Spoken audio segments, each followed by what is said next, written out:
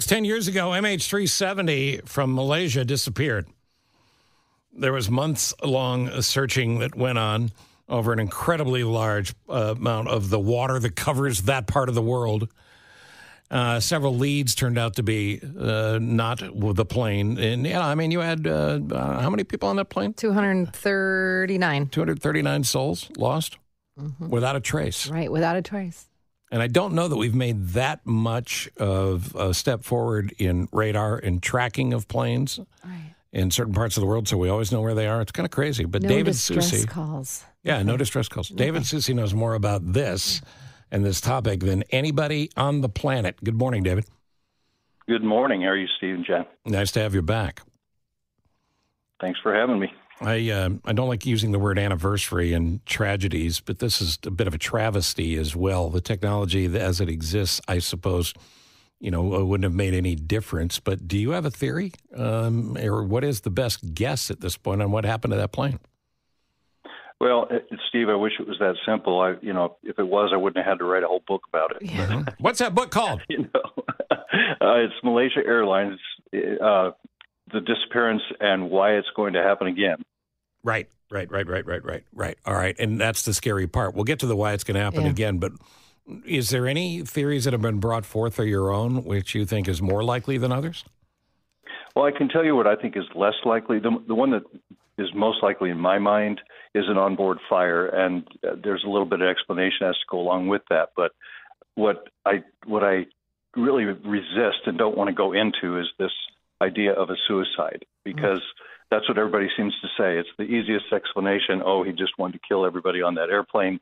But there have been two or three others like that I have investigated, German Wings and a couple of others. And those patterns of what happened in those accidents do not match at all with what happened to Malaysia Airlines. I could go in more detail, but in my opinion, that's not what happened. It's interesting, too, because that's all you hear about is this pilot wanted to commit suicide. I sometimes look at it, when you see the course, they say as soon as they signed off, it turned and made this like hairpin turn and went the other direction and got lost over in this area. What if that never happened? What if it continued on the path it was going and it crashed somewhere where they're not looking is number one. And then the other idea, what if it was hijacked and it's on some remote island? I don't think that's the case, because we have actually found pieces of the aircraft in Reunion Island and against the Madagascar coast. We found two parts, and I haven't inspected them myself in person, but I have had video people that were walking around the parts and looking at them and touching them for me, and we're convinced that those parts, in fact, we've serialized those parts and brought them back to the fact that they are from the aircraft itself. So if we know it went down, or there's evidence specifically that it did go down and these people were lost in the water, again, to go to the title of your book, the scary thing to me is 10 years later, we still haven't figured out the problem and how to track planes every second they're in the air. Explain that. Well, we actually do have that technology, Steve. The issue is the cost of the airlines implementing that technology. They have it, they can use it. But if they, it's kind of like setting your internet speed. You can buy the cheap one for $19.99 a month, or you can buy the expensive one for $200 a month. But what you get, and what you get with the one that's cheap for the airlines, or free actually, is the ability to track it every 30 minutes or so, 30 to 40 minutes, and it'll connect with the satellites and it'll say, hey, here's where I am. And that's similar to the one that MH370 had at the time. But that's the problem. You have 40 minutes of not knowing where that aircraft even was, and then it never even comes back online. So you have no idea really which direction it went or how it went, particularly when it did that turn to the left and went that way. You can't really track exactly where that airplane is, but that's derivative data. It's something that comes from other sources of how it's tracked. So the real question is, to me, why is it that the airlines haven't decided that extra $10 per ticket to pay for this higher grade of tracking on the airplanes? And I think it's just because it'll never happen to me is the attitude. But is it rare, because of the bizarre financing? There's no business like airlines in regards to pricing and the business model itself. Is it because of the management of the airlines and the mismanagement in the past of passenger loads and how many planes do we need and all the stuff we saw last summer and trying to figure out this business when they really don't have a handle on it and make a quarterly stock price? Is that more important than the $10 a ticket? Yeah, I think it is. And you mentioned pricing on airlines, and this is the thing that fascinates me. If I was going to go buy a bucket of paint, a gallon of paint today, and it's $20, but if I go buy it on Thursday afternoon at 2:00, it's going to be $75. Yep. And depending on how many people buy it, it may be back down to $10. Yep. That's the kind of pricing model that the airlines use. And so to try to manage all that and figure out what it is forces the airlines to then look at what is the minimum cost of utilization. In other words, how much do I have to spend to get the very basic airplane to fly, and how many tickets do I have to sell to do that? So the idea of safety, tragically, is one of the last things that they think about when they're talking about those business models and how they're going to spend the money and what is the basic line. So I think that there's a cultural position that feeds over into the Boeing issues that we're having right now as well, is when do you decide how much safety costs? What is the cost of safety? We know what return on equity, return on investment, all of those things are. I went to school for a long time to learn about how that all works, but it never does come into the figure of the calculation when you talk about return on safety, return on quality. It's fascinating talking about safety, and we've seen a lot of stories in the news with the one door plug coming out. The woman got the window broke because it was cracked. My husband is a flight attendant, and I am scared every time that plane takes off because I know that accidents happen during takeoff and landing.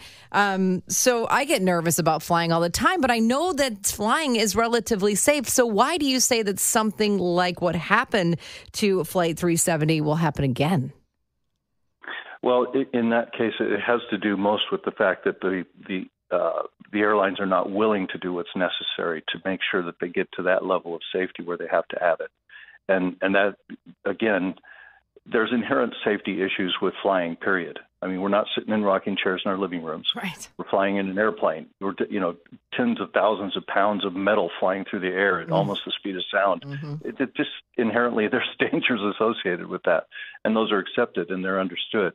What's not accepted and understood to me is, do the people that make these decisions understand that when there's, I don't care if it's 1,000,000 to 1, if I was to tell you it's 10 million to 1 that you're going to die in an airplane crash today, that's kind of where our figures are.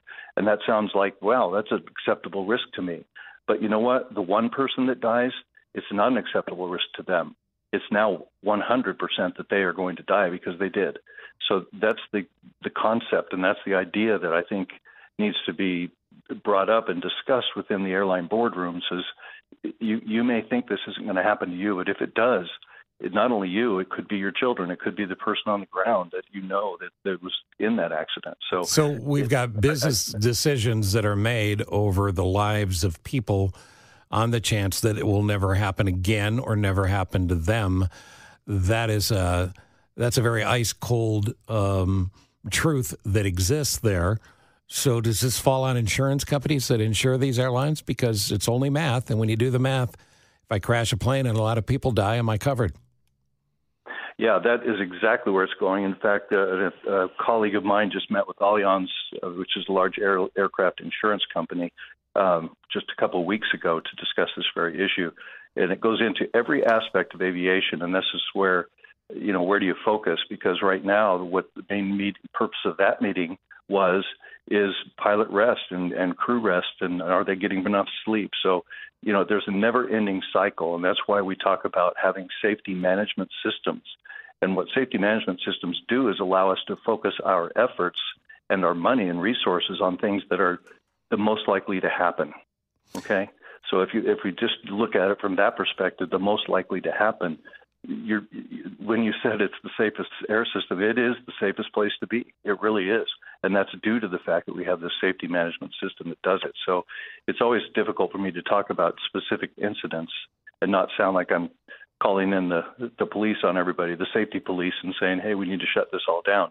That's not what I'm saying. I'm just saying that we need to focus our culture in a little bit different aspect when it comes to where we invest our money in safety. Well, and it's interesting, too, right? Because flying is a public utility, though it's not governed like one, but you would never allow the chance you could be electrocuted with the electricity coming into your house because there wasn't enough safety tied to that. And the other utilities that you depend on every day. You're a fascinating guy, David Soucie, but I always think that when I talk to you. Thank you so much. It's Malaysia Airlines Flight 370, why it disappeared, why it's only a matter of time before it could happen again. David Soucie, Soucie. Get 10 copies of it. And go to Pass the it out to your website, friends. whyplanescrash.com. Yes. And trust me, David's fun at a party, regardless of all this. Thank you, man. Thanks, David. Thank you so much. Have a good day.